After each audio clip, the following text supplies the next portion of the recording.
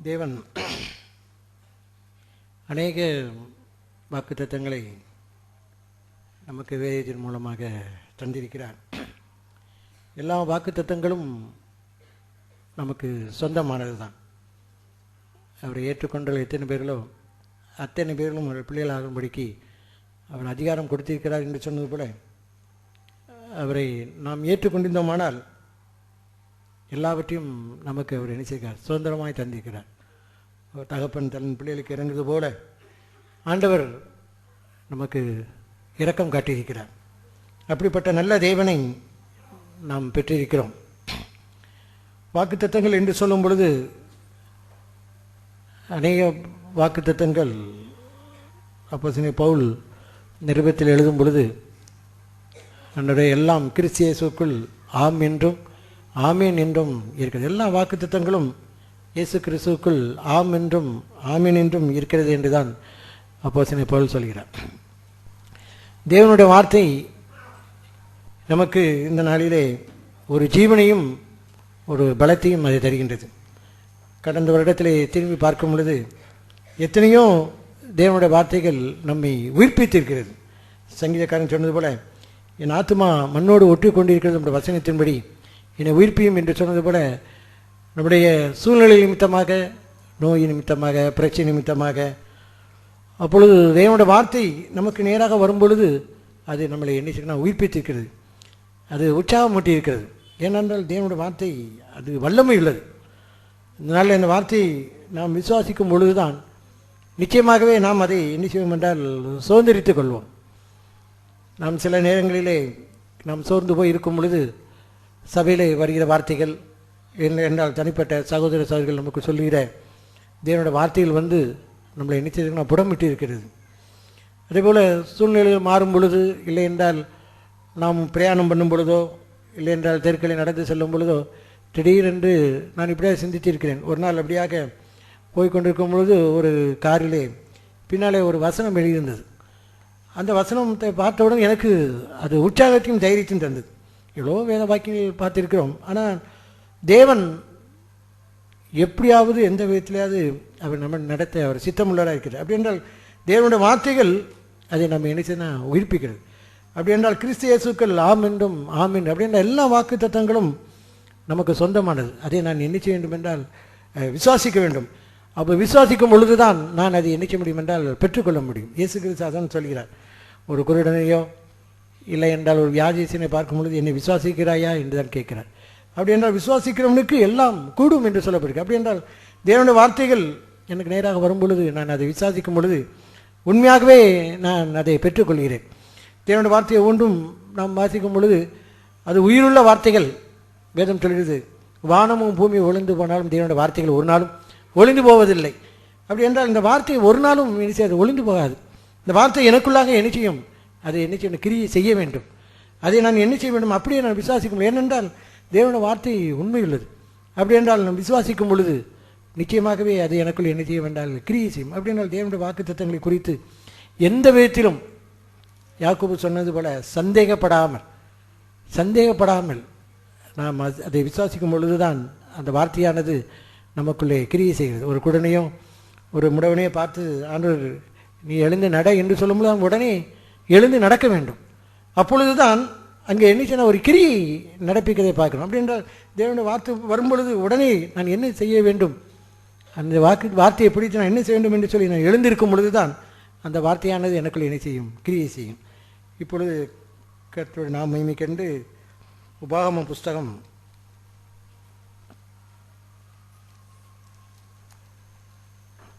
33ஆம் அதிகாரம்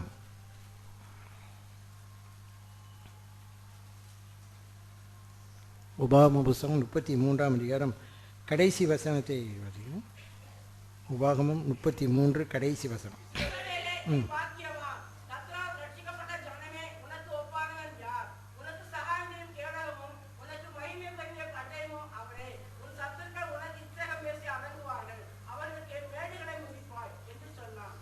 இங்கு மோசே ஒரு கோத்திரத்துக்காக அவர் சொல்லும் பொழுது இவ்விதமாக சொல்கிறான், இஸ்ரவேலே நீ பாக்கியவான், கர்த்தரால் ரட்சிக்கப்பட்ட ஜனமே உனக்கு ஒப்பானவன் யார்? நீ கர்த்தரால் ரட்சிக்கப்பட்டிருக்கிறாய், உனக்கு ஒப்பானவன் யார் என்று அவர் சொல்கிறார். உண்மை இந்த நாளிலே நாம் ஒரு தேவனுடைய ஜனமாக இருப்போம் என்றால், ஆண்டவரால் நாம் ரட்சிக்கப்பட்டிருப்போம் என்றால், ஆண்டவரால் நான் பாதுகாக்கப்பட்டிருப்போம் என்றால், நமக்கு ஒப்பானவர் ஒருவருமே சிலை கிடையவே கிடையாது. இந்த வார்த்தையை நான் முழுதுமாய் விசுவாசிக்கும் பொழுதுதான் இந்த புதிய வருடத்திலே அநேக காரியங்கள் மூலமாக நாம் என்ன செய்வோம் என்றால் ஜெயம் கொள்ளுவோம். நாம் சோர்ந்து போயிருக்கும் பொழுது கூட நான் இந்த வார்த்தையை சொல்ல வேண்டும், கர்த்தரால் ரட்சிக்கப்பட்ட ஜனமே உனக்கு ஒப்பானவன் யார்? அநேக நேரங்களிலே நாம் பயந்து இல்லை என்றால் கலக்கம் அடைகிறதினால்தான் தேவனுடைய வார்த்தைகள் நமக்குள்ளாக என்ன செய்யும் என்றால் கிரியை செய்யவில்லை. எவ்வளோ சோதனைகள், பிரச்சனைகள், வியாதிகள் நமக்கு வரத்தான் செய்யும். அந்த சூழ்நிலை நடுவிலும் நாம் இந்த வார்த்தையை கொண்டு நாம் விசுவாசிக்கும் பொழுது, இல்லை என்றால் பிசாசுக்கு முன்பாக அறிக்கையிடும் பொழுது தான் அந்த வார்த்தையானது எனக்கு என்ன செய்யும், நமக்குள்ளாக அது கிரியை செய்யும்.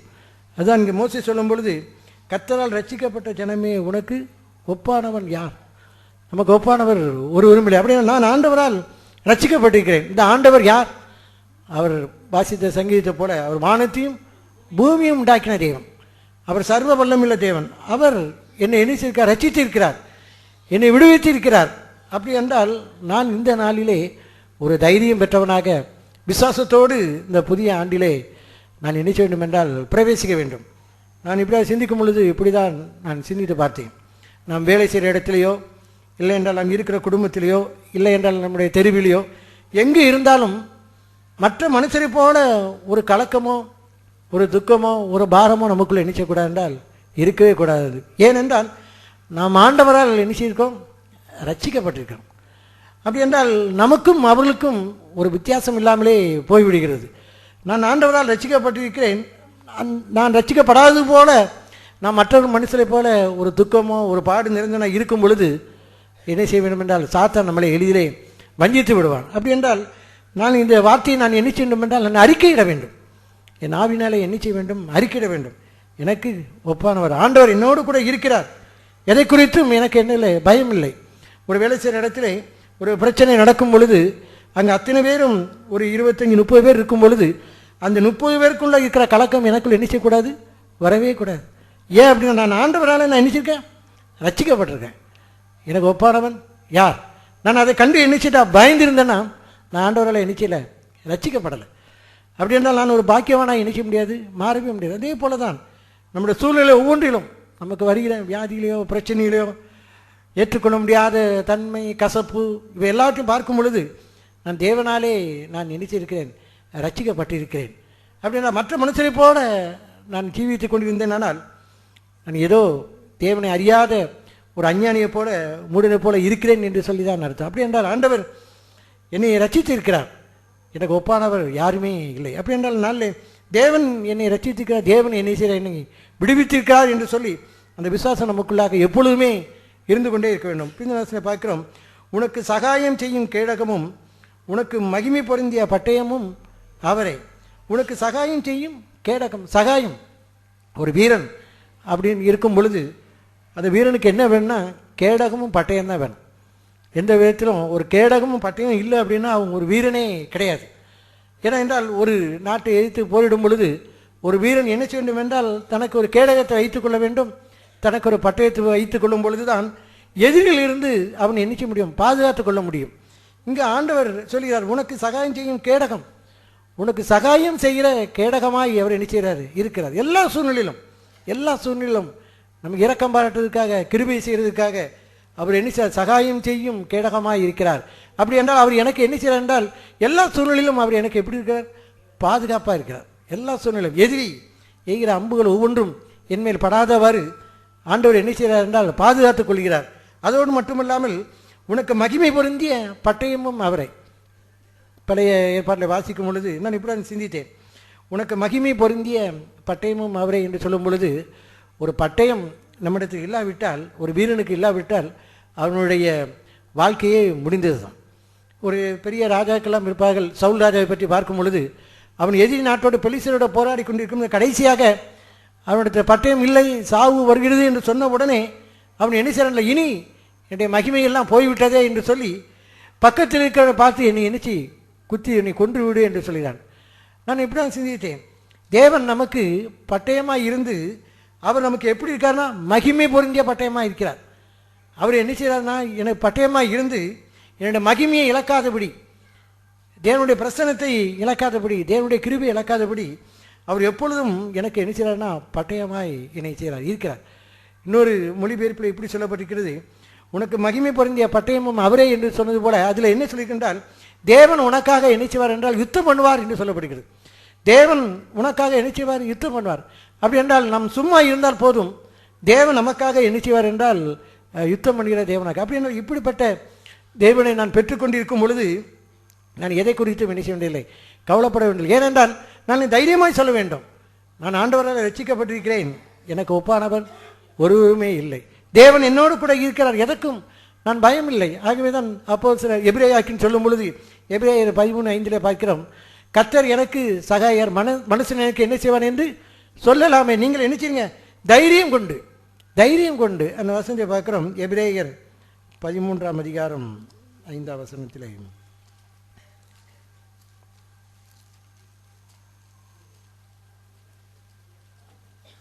எபிரேயர் 13:6 அதனாலே நாம் தைரியம் கொண்டு கர்த்தர் எனக்கு சகாயர், நான் பயப்படேன், மனுஷன் எனக்கு என்ன செய்வான் என்று சொல்லலாமே. அதனால நாம் என்ன, ஆண்டை உன்னை விட்டு விழுவதும் இல்லை, உன்னை கைவிடும் என்று சொல்லி இருக்கிறாரே, அதனாலே நாம் என்ன செய்ய வேண்டும், தைரியம் கொள்ள வேண்டும். இந்த நாளில் நமக்கு வேண்டியது என்ன அப்படின்னா தைரியம் தான். நல்ல நான் உணர்த்தப்பட்டது, இந்த நாளில் நமக்கு தைரியம் இல்லை என்றால் நாம் என்ன செய்ய என்றால் நாம் சோர்ந்து போய்விடும். நமக்கு வருகிற பிரச்சனைகள் போராட்டங்கள் மத்தியிலே நமக்கு தைரியம் இருந்தால்தான் நாம் எல்லாவற்றையும் சோர்ந்தெடுத்துக் கொள்ள முடியும். அநேக வாக்குத்தத்தங்கள் சொல்லப்பட்டிருக்கிறது, ஆனால் தைரியம் இல்லை என்றால் நான் எது செய்யணும், சோர்ந்தெடுத்துக் கொள்ள முடியாது. இங்கு பேதுருவிலே பார்க்கிறோம், விசுவாசத்தோடு தைரியத்தையும் கூட்டி வழங்குங்கள் என்று அவர் எழுதுகிறார். அப்படி என்றால் விசுவாசத்தோடு என்ன வேணும்னா தைரியம் வேணும். வார்த்தைகள் வருகிறது, அந்த வார்த்தைகள் வரும்பொழுது எனக்கு தைரியம் இருக்கும் பொழுதுதான் அதை நான் என்ன செய்ய முடியும், சுதந்திரித்துக் கொள்ள முடியும். இல்லை என்றால் என்ன செய்ய முடியும், சுதந்திரித்துக் கொள்ள முடியாது. அப்படின்றதுனால அந்த வார்த்தையில் வரும்பொழுது எனக்குள்ள விசுவாசமும் தைரியமும் இருக்கணும். அவர் எனக்கு கேடகமாக இருக்கிறார், எனக்கு அவர் பட்டயம் இருக்கிறார், சகாயம் செய்யும் எல்லா சூழ்நிலையிலும். எல்லா சூழ்நிலும் தேவன் பார்க்கும் பொழுது இஸ்ரவேல் தேசம் இந்த நாளிலும் இருக்கிறது. எல்லா சூழ்நிலும் எதை உலகமே அது எதிர்த்து வந்தாலும் அது தைரியமாக தன்னுடைய காரியத்தில் என்ன செய்ய உறுதியாக இருக்கிறது. சின்ன நாடு தான், ஆனால் தேவன் அதோடு கூட இருக்கும் பொழுது எல்லா நாடும் என்ன சொன்னாலும் அது ஒரு நாளும் என்ன செய்யாது என்றால் தனக்கு எது சரி தெரியுதோ அதைத்தான் அந்த நாடு செய்யும். ஏனென்றால் தேவன் அங்கே இருக்கிறார், தேவனால் ரட்சிக்கப்பட்ட ஜனம். அப்படி அந்த நாளில் அதே தைரியம் நமக்குள் இந்த நாள் என்ன செய்ய இருக்க வேண்டும். அந்த தைரியம் இருக்கும் பொழுது தான் ஆண்டவர் எனக்கு எல்லா சூழ்நிலையிலும் அவர் எனக்கு கேடகமும் மகிமை பொருந்திய பட்டயமாய் இருக்கிறார். இங்கு இந்த சம்பவத்தை பார்க்கிறோம். கோலியாத்து தாவீதை பற்றி பார்க்கும் பொழுது 1 சாமுவேல் 17 1 சாமுவேல் 17 போய்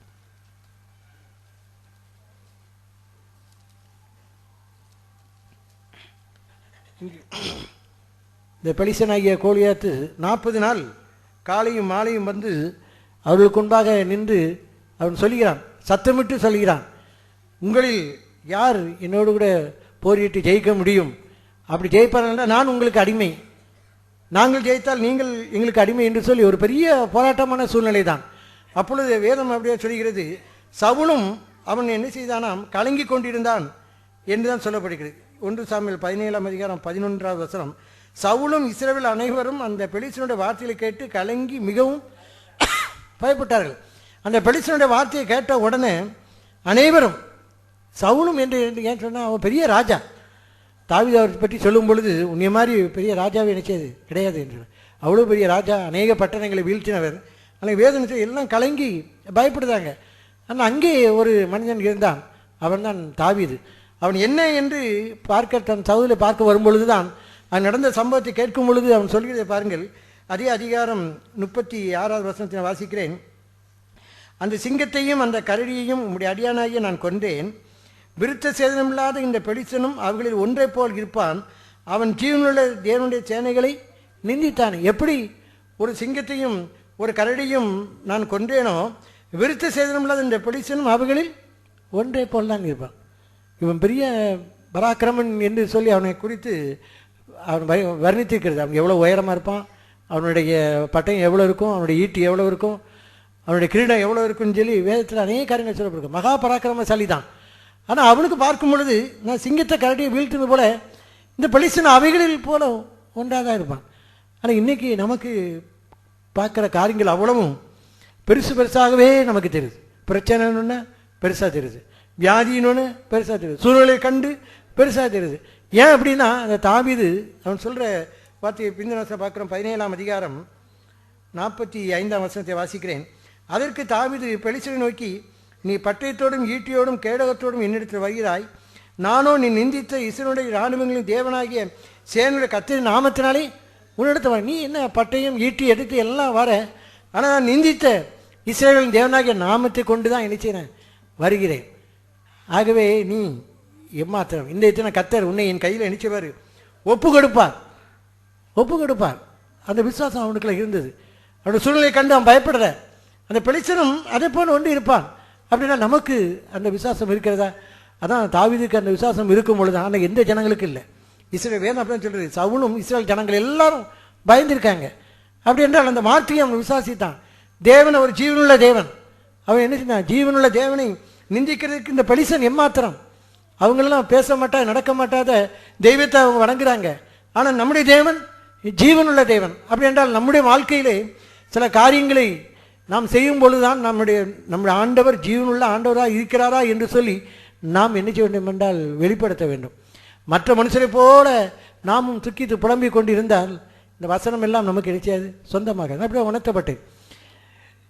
கர்த்தரால் ரட்சிக்கப்பட்ட ஜனமே உனக்கு ஒப்பானவன் யார்? அப்படியே நான் ஆண்டவரால் ரட்சிக்கப்பட்டிருக்கும் பொழுது எனக்கு ஒப்பானவர் ஒருவருமே இல்லை.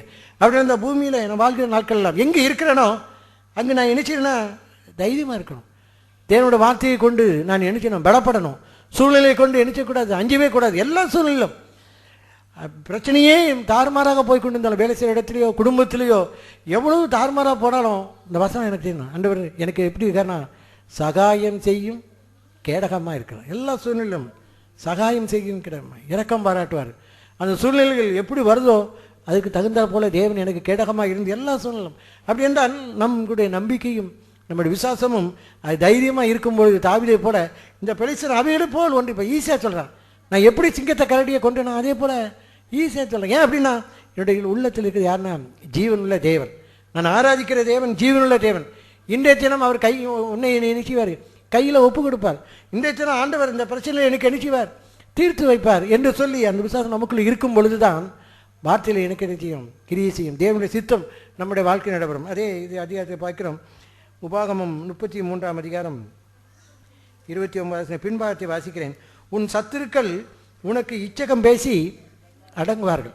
உன் சத்துருக்கள் இச்சகம் பேசி உனக்குள்ளே எண்ணிச்சுவார்கள், அடங்குவார்கள். நம்ம சத்துருவை கொண்டு இந்த நாளில் எண்ணிக்கக்கூடாது, பயப்படவே கூடாது. நம்ம ஒவ்வொரு சூழ்நிலையிலும் நம்ம பக்கத்து வீட்டுக்காரங்களோ எதிர் வீட்டுக்காரங்களோ ஐயோ அவன் பெரிய மனுஷனாக இருக்கானே, நான் நிச்சயமா அவன் நம்மளை ஒரு காரியத்தை செய்திருவாங்க. நம்ம செய்கிற நன்மையான காரியங்களுக்கும் அவங்க நினைச்சுவாங்க தீமை செய்வாங்க. தீமை செய்தாலும் அவங்க நினைச்சுவாங்க நமக்கு நினைச்சுவாங்க அடங்கி இருப்பாங்க. அந்த விசுவாசம் நமக்குள்ள இருக்கும் பொழுது தான் நாம் நினைச்சுவாங்க தைரியமாக இருப்போம். அந்த மனுஷனை போல் நான் யார் இடத்துல போக, இந்த மனுஷில் போவா அந்த மனுஷன் போவா, ஒரு 4 பேரை கூட்டி சேர்த்துறோமா, எனக்கும் ஆட்கள் ஒரு 10 பேர் இருக்காங்க அப்படி நான் காமிக்கணும். அப்படி காமிக்கும் பொழுது தான் அவன் நினைச்சுவான் கொஞ்சம் பயப்படுறாங்க. நம்ம அறியாமலே ஒரு மாம்சத்தில் ஒரு எண்ணம் வருது. சில சூழ்நிலை வரும்பொழுது அப்படி தான் யாராவது ஒரு மனுஷன் உங்களுக்கு யார் இருக்கா, உங்களுக்கு யார் இருக்கா அப்படின்னு கேட்ட உடனே நமக்கு என்ன உண்டாகுதுன்னா ஒரு பயம் உண்டாயிருது. ஆனால் நமக்குள்ள யார் இருக்கா, தேவன் இருக்கிறார். அந்த தேவனை நம்ம விசுவாசிக்கும் பொழுது தான் வேதம் சொல்லுகிறது, உன் சத்துருக்கள் உனக்கு இச்சகம் பேசி நினைச்சுவாங்க அடங்குவார்கள்னா உனக்கு நினைச்சுவாங்க அடிமையாக இருப்பாங்க. எல்லா சூழ்நிலையிலும் நினைச்சுவாங்க உனக்கு அடங்கி இருப்பாங்க. ஆனால் நமக்கு என்னென்னா நம்மளால் நினைச்ச முடியல, அதை ஏற்றுக்கொள்ளவே முடியல. கண்ட உடனே நம்ம நினைச்சிடும், பயம்தான் நமக்குள்ளே வருது. ஆனால் எல்லா சூழ்நிலையிலும் தேவன் நம்மோடு கூட இருக்கும் பொழுது எதை குறித்து நினைச்ச முடியல, பயப்படுத்து. அதான் அந்த வசனம் சொல்லுது, உனக்கு உன் சத்துருக்கள் உனக்கு இச்சகம் பேசி அடங்குவார்கள், அவர்கள் மேடுகளை நீ நினைச்சுவேன் மிதிப்பாய். மேடுகளை என்று சொல்லும் பொழுது அவனுடைய காணப்பட மேட்டுமையான எண்ணங்கள் இருக்கலாம், அவனோட பொருளாதார தேவைகள் அதிகமாக இருக்கலாம், நான் ஒரு பெரிய ஐஸ்வர்யவான், எனக்கு படபலம் இருக்கும், எல்லாம் இருக்கும். ஆனால் நீ என்னிச்சுவே அதெல்லாம் என்னிச்சுவே மீட்டு போட, ஒன்றுமே இல்லாமல் நினைச்சுவேன் மீட்டு போட. ஆனால் பழைய ஏற்பாடில் இந்த வார்த்தைகள் சொல்லப்படுது. அதை புதிய ஏற்பாடில் நம்ம என்ன செய்யணும்னா, தேவன் எல்லாவற்றிலும் என்னோடு கூட நினைச்சாரு இருக்கிற எந்த சத்துருவை கொண்டோ நான் என்ன செய்யக்கூடாது, பயப்படவே கூடாது. தேவன் ஒரு நாள் அந்த சத்துருவை நினைச்சுவார், சந்திப்பார். ஒரு நாள் அவர் முன்பாக என்னிடத்தை வந்து நினைச்சுவார், ஒப்புரவாவார்.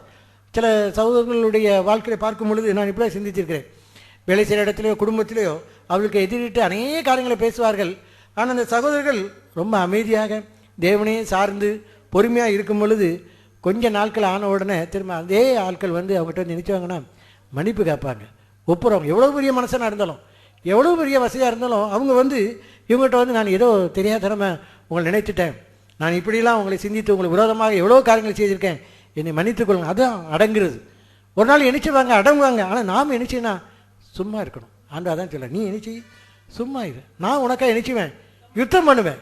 எல்லா சூழ்நிலையும் நான் உனக்கு கேடகமும் பட்டயமாக இருக்கும் பொழுது நாம் எதுக்கு பயப்படணும்? ஆனால் நாம் நினைச்சா சூழ்நிலை கண்டு மனுஷனை கண்டு நினைச்சிடான் பயப்படுதான். ஆனால் இங்கே மோசே சொல்கிறார், இஸ்ரவேலே நீ பாக்கியவான், கர்த்தரால் ரட்சிக்கப்பட்ட ஜனமே உனக்கு ஒப்பானவன் யார்? உனக்கு சகாயம் செய்யும் கேடகமும் உனக்கு மகிமை பொருந்திய பட்டயமும் அவரே. உன் சத்துருக்கள் உனக்கு இச்சகம் பேசி அடங்குவார்கள், அவள் மேடுகளை நீ மிதிப்பாய் என்று சொன்னான். அதே போல தான் இந்த நாட்களை எல்லா சூழ்நிலையிலும் அவனுக்கு எதிரிட்டு எவ்வளவோ காரியங்கள் வந்தாலும் பரவாயில்ல, ஆனால் தேவன் அவனோட கூட இருக்கும் பொழுது ஒரு காரியம் நினைக்காது நடக்க எனக்கு. ஏன்னா தேவன் எல்லா சூழ்நிலையிலும் அவர் பட்டயமும் கேடகம், இந்த விசுவாசம் நமக்குள்ளே கிரியை செய்யும் பொழுது தான்.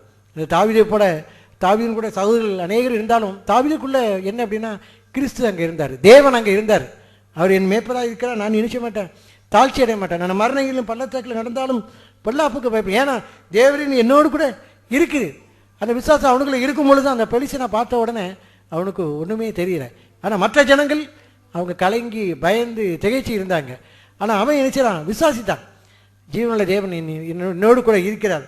இந்த பெலிசலை அவன் யோசித்து பாருங்கள். அந்த சம்பவத்தை பார்க்கும் பொழுது அது பெரிய ஒரு அதிசயமாக தான் இருக்கும். பெரிய மனிதன் அவன் அருமையாக சொல்கிறான், நீ நினைச்ச ஒரு சின்ன புழுகமாக இருக்க, பூச்சி மாதிரி இருக்க. அவன் பார்த்து அவன் நினைச்சான், சிரிக்கிறான். அந்த வசனம் அப்படியே சொல்லுது. தாவீதை பார்த்து அவனை பார்த்த உடனே அவனுக்கு நினைச்சு இதே மாதிரி தான் அநேகர் நம்மளை கண்டு நினைச்சவங்க நினைப்பாங்க. ஆனால் நமக்கு உள்ளே இருக்கிற ஆண்டவர் அவங்களுக்கு நினைச்ச தெரியாது. ஆனால் நான் நினைச்சணும் எல்லா சூழ்நிலை கோலியாத்த போல வந்தாலும் ஆண்டவர் என்னோடு கூட இருக்கும்போது எதற்கு நான் நினைச்ச முடியல, பயப்படல. தேவன் என்னோடு கூட இருக்க சொன்னது போல நாம் தைரியம் கொண்டு கர்த்தர் எனக்கு சகாயர், மனுஷன் எனக்கு என்ன செய்வான் என்று சொல்லலாமே என்று சொல்லி அந்த தைரியம் நமக்குள்ள இருக்கும்பொழுது நிச்சயமாகவே நாம் ஒவ்வொரு நாளும் எந்த சூழ்நிலை கண்டு நம்ம நினைச்ச மாட்டோம், பயப்பட மாட்டோம். இங்கே சொல்லப்படுகிற இஸ்ரவேலே நீ பாக்கியவான், நான் இப்படி சிந்தித்தேன், இஸ்ரவேலே நீ பாக்கியவான் என்று சொல்லி பிந்தின வசனம் சொல்லப்பட்டிருக்கிறது. ஆனால் உண்மையாகவே நாம் யாருன்னா பாக்கியவான்கள் தான்.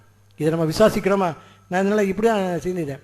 இஸ்ரவேலே நீ பாக்கியவான் என்று சொல்கிற இடத்துல இஸ்ரவேலேங்கிற இடத்துல என் பேரை போடணும்னு நினைச்சேன். நம்ம ஒவ்வொருவரும் நம்முடைய பேரை சொல்லி நீ யார் பாக்கியவான். ஆனால் நாம் என்ன நினைக்கிறோம் தெரியுமா, நான் பாக்கியவான் இல்லை போல நம்ம நினைச்சோம், துக்கமாக இருக்கும். இந்த நாளில் பாருங்கள் போல் சந்தோஷமாக இருங்க, எப்பொழுதும் சந்தோஷமாக இருங்க. ஒவ்வொருத்தரும் வந்தாலும் சோதனை வந்தாலும் ஆண்டவர் என்னோடு கூட இருக்கிறார். ஆனால் நாம் என்ன செய்யணும்ல, பாக்கியவான் இல்லாத போல புது வருடத்தில் நல்லா இருக்கிறோம். ஆனால் நாட்கள் ஆக ஆக ஆக பார்க்கும் பொழுது நம்ம சிந்தித்து பார்ப்போம். போன வருடத்தை பார்க்கும் பொழுது நான் அநேக சூழ்நிலை நான் பாக்கியவானாக இருக்கிறேன், நான் சந்தோஷமாக இருந்திருக்கேன் எல்லா சூழ்நிலையிலும் என்று சொல்லி நாம் பார்ப்போம் என்றால் அது நம்ம எப்படி இருக்கோன்னா குறைவுகளாக. ஏன் அப்படின்னா தேவனுடைய வார்த்தையின் மீது என்ன இல்லை, விசுவாசம் இல்லை. ஒவ்வொரு சூழலிலும் ஆண்டவர் என்னோடு கூட இருக்கிறார். எனக்கு மற்ற ஜனங்கள் பயப்படுவாங்க, மற்ற ஜனங்கள் கலக்கம் அடைவாங்க, நான் நினைச்சக்கூடாது ஒரு நாளும் கலக்கமோ பயமோ அடையக்கூடாது. ஏன்னா எனக்குள்ளே இருக்கிற ஆண்டவர் எல்லாவற்றையும் செய்ய அவர் எப்படி இருக்காருன்னா வல்லவராக இருக்கார். அது சொன்னது போல் சத்துருக்கள் எவ்வளோ பெரிய சத்துருவாக இருந்தாலும் எவ்வளோ பெரிய கோலியாத்தாக இருந்தாலும் உங்களுக்கெல்லாம் என்ன செய்வாங்க, அடங்கிக்குவேன். அந்த சம்பவத்தை பார்க்கும்போது கோலியாத்தை இவனை பட்டயம் இல்லை ஈட்டியும் இல்லை. ஆனால் என்ன நடக்கிறது, கோலியாத்து இருக்கிற பட்டயத்தை எடுத்தே அவன் தலையை நினச்சிட்டான், வெட்டி போட்டான். ஆனால் அவனுக்கு ஒன்றும் இல்லை. இதே போல தான் நம்மளுக்கு ஒன்றுமே இல்லை, ஒன்றுமே கிடையாது. ஆனால் சூழ்நிலையில் மாறும் பொழுது எதிரிகளை நம்ம எளிதாக நினச்சிடலாம், வீழ்த்திடலாம். அவங்களுடைய காரியங்களை வைத்து அவங்கள நினச்சிடலாம், அவங்களுக்கு ஒரு காரியத்தை செய்ய முடியும். ஏன் அப்படின்னா கோலியாத்தை செய்ய அப்படின்னா நல்ல ஆண்டவரே அந்த விசுவாசத்தை எந்த விதத்திலும் நான் மனம் தளர்ந்து விடாதபடி நான் அநேக மேடுகளை நினைச்சுவேன் மிதிப்பேன். அவர் சொல்கிறார், மேடுகளை மிதிப்பாய், எவ்வளவோ காரியங்கள் எதிரிட்டு வந்தாலும் அவ்வளோ நினைச்சுவேன் மிதிப்பேன். அந்த பவுல் சொல்லும் பொழுது அவர் சொல்கிறார், சாத்தானை உங்கள் கால்களை நினைச்சுவார் நேசிக்குவார். அந்த விசுவாசம் உங்களை இருக்கா? ஆனால் இந்த பாடலை பாடும் பொழுது நான் இப்படியே நான் யோசித்தேன், சகல சாத்தானின் சகல வலிமையும் வெல்ல எனக்கு என்ன உண்டு? அதிகாரம் உண்டு. ஆனால் என்ன அப்படின்னா வலிமையை பெற்றவர்களாக நம்ம நினைச்சிட காணப்படலை. அப்படி என்றால் நமக்கு என்னச்சு? சாத்தானின் கால்களில் என்னச்சுவேன் மீ நான் மேடுகளை அப்படின்னு சொல்ல மேடுகளெல்லாம் என்னச்சுவேன் மிதிப்பேன், மிதிச்சிருவேன். ஒன்றுமே இல்லாமல் நினைச்ச முடியும் போக முடியும். எல்லாரும் உனக்குள்ள நினைச்சுவாங்க, அடங்கி இருப்பாங்க. போன வருடத்தில் உங்களை எதிரிட்டு எவ்வளோ பேர் வந்தாலும் பரல, இந்த வருடத்தை அவங்க எல்லாரும் நினைச்சுவாங்கன்னா அடங்கி இருப்பாங்க. சத்துருக்கள்லாம் அடங்கி உனக்கு எதிரிட்டு வருவாங்க, ஆனால் அவங்க நினைச்சுவாங்கன்னா அடங்கி இருப்பாங்க. ஏன்னா நீ கர்த்தரால் ரட்சிக்கப்பட்ட ஜனம். அப்படின்றதுனால நான் ஆண்டவரால் நான் ரட்சிக்கப்பட்டிருக்கேன், ஆண்டவரால் நான் பாதுகாக்கப்பட்டிருக்கேன். நான் எதை குறித்தும் நான் பயம் இல்லாதபடி நான் நாளில் அறிக்கிடணும். நான் யார்? பாக்கியவான். தேவனுடைய வார்த்தைகள் எனக்குள்ளே இருக்கிறனால நான் பாக்கியவான். நான் எப்பொழுதும் என்ன செய்யணும்? சந்தோஷமாக இருக்கணும். இந்த புதிய ஆண்டவருடைய வார்த்தைகள் எனக்குள்ளே என்ன செய்யணும்? ஒவ்வொரு நாளும் எனக்குள்ளே என்ன செய்யணும்? கிரியை செய்து கொண்டே இருக்கணும். ஆண்டவரே, சூழ்நிலை கண்டு நான் நினைக்கக்கூடாது, அழுதிடக்கூடாது, திகைச்சிடக்கூடாது, மனுஷனை நினைச்சக்கூடாது, நாடி போயிடக்கூடாது. ஆண்டு நான் என்ன செய்யணும்? சும்மா இருக்கணும். அந்த வசனம் சொல்லுது, உனக்கு மகிமையும் பட்டும் அவர் உங்களுக்காக நினைச்சுவார், யுத்தம் பண்ணுவார். அப்போ ஆண்டவர் யுத்தம் பண்ணதுக்கு நம்ம இடம் கொடுக்கும்போது தேவன் மகத்தான காரியங்களை நினைச்சுவார், செய்வார். ஆண்டவர் தாமே இந்த வார்த்தைகளை ஆசீர்வதிப்பாராக. கடந்த சோத்திர கூட்டத்திலே